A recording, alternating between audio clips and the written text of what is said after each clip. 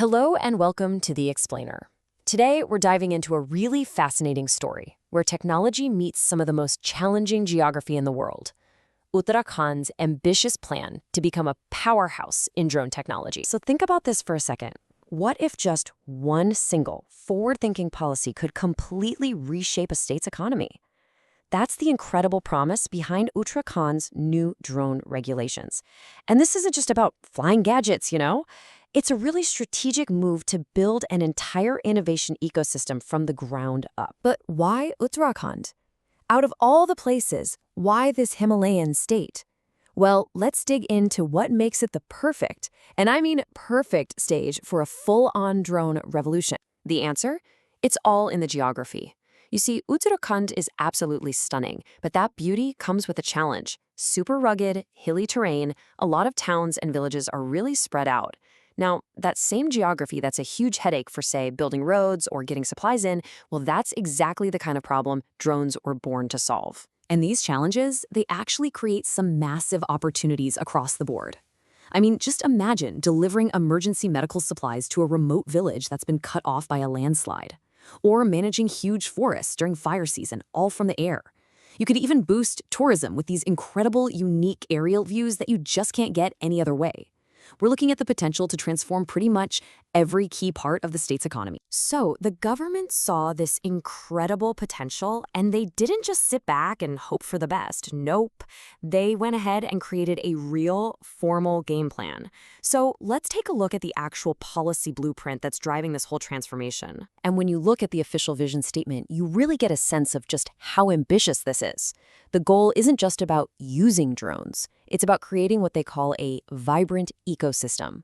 That means building the whole shebang from the ground up. We're talking manufacturing the drones, providing the services, and training the people to make it all work. The idea is to turn the entire state into a hub for this industry. All right, just so we're all on the same page here, let's do a quick definition.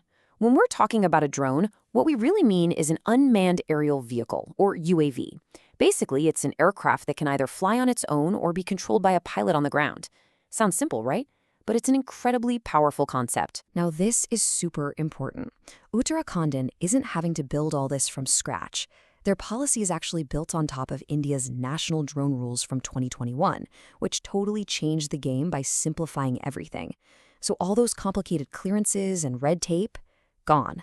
They've been replaced by a simple, certified certificate and a one-stop-shop online platform called Digital Sky. This basically threw the doors wide open for innovation all across the country. Okay, so a big policy is great, but what does it actually do? How does this high-level thinking translate into real-world impact?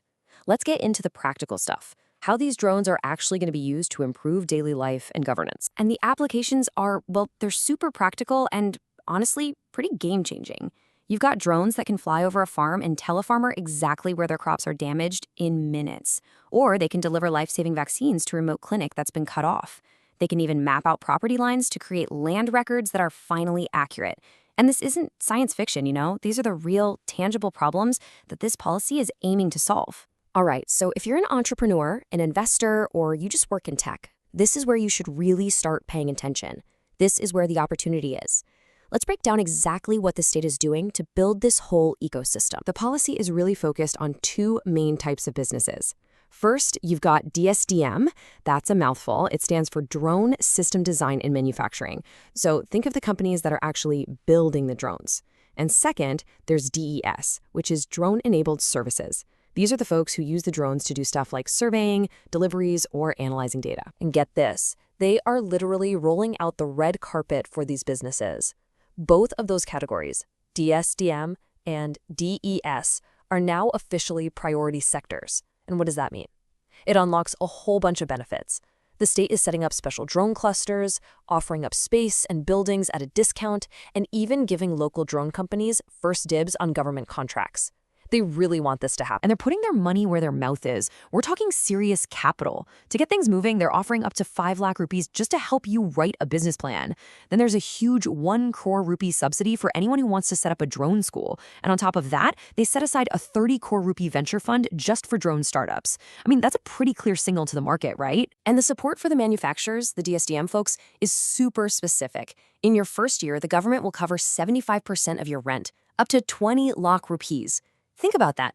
That just crushes the biggest initial cost for a new company, making it so much easier for a hardware startup to actually get started. Of course, all this tech is useless without smart people to run it, and the state knows this. They've got a clear plan to build up that talent pool. They're taking existing technical schools and turning them into drone centers of excellence. They're partnering with private companies to run them, offering certified courses, and setting up apprenticeships.